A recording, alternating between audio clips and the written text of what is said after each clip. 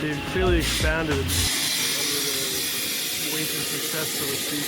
Obviously the cut shack being busy, but the original core shack of some size here that can hold a few hundred meters. They've also built a second core shack here now that can house more. And then maybe most substantially is this whole core yard now is all new from my last time down. That's, I mean, clearly when you're drilling 45,000 meters last year and have plans for 60,000 or 70,000 meters this year, you need a lot more room. And obviously I guess that's a visual metric of success.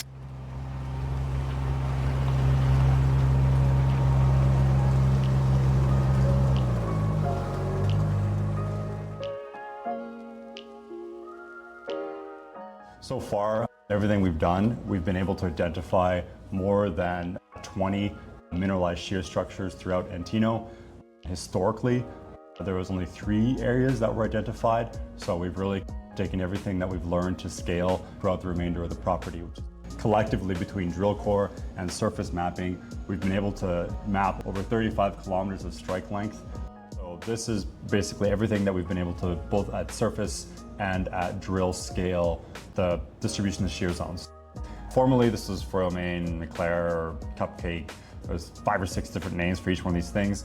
Basically, we've proved up all this hanging wall mineralization, so we've been able to unify all the prospects and clearly demonstrate with multiple data sets that it is a robust, continuous system. And so we're about 1.6 kilometers long and 300 meters wide. The deepest depth that we've drilled to so far in this major zone is 280 meters.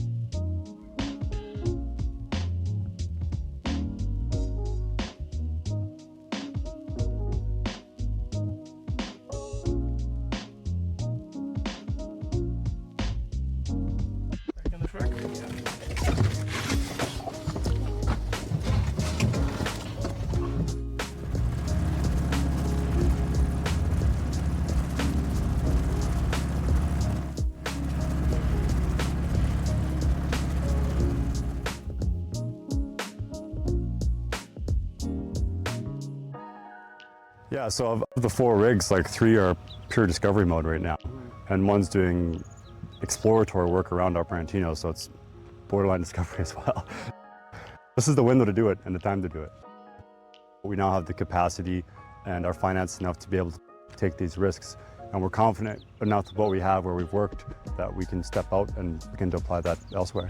Yeah. Are you still doing kind of above ground pre-drill, just getting things target ready? Or absolutely, ready? Yeah. So the sequence here was like pit mapping, river mapping, put together a structural framework, tie it to our understanding of the LiDAR. Next stage, big auger grid. How does the auger grid line up? What do the anomalies look like compared to what we think is this regional scale structure? The check in the box. So that really you're just kind of seeing the end of the cycle here. Yeah, no, absolutely. And as we speak, there's 4 teams doing the same thing elsewhere in the property. So. Yeah.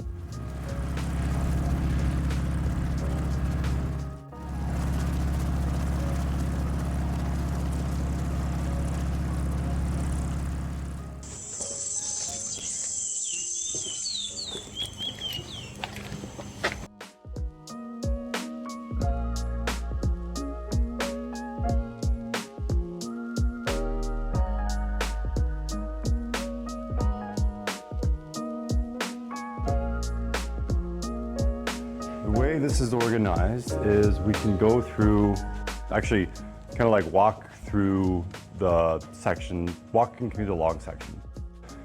This here is Foil Main. So we'll start where we have 1, and then we'll walk south along strike or Froyo main.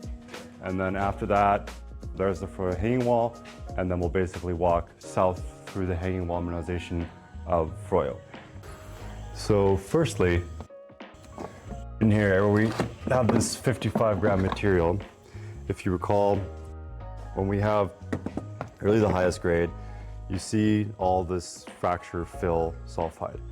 And fracture fill versus earlier generations, pyrite 2, pyrite 3, is defined by when you have earlier sulfide generations, they're elongate, strained, foliated along the main fabric. The late, you have this fracture fill, so this is late pyrite. But we also have lots of examples of late pyrrhotite.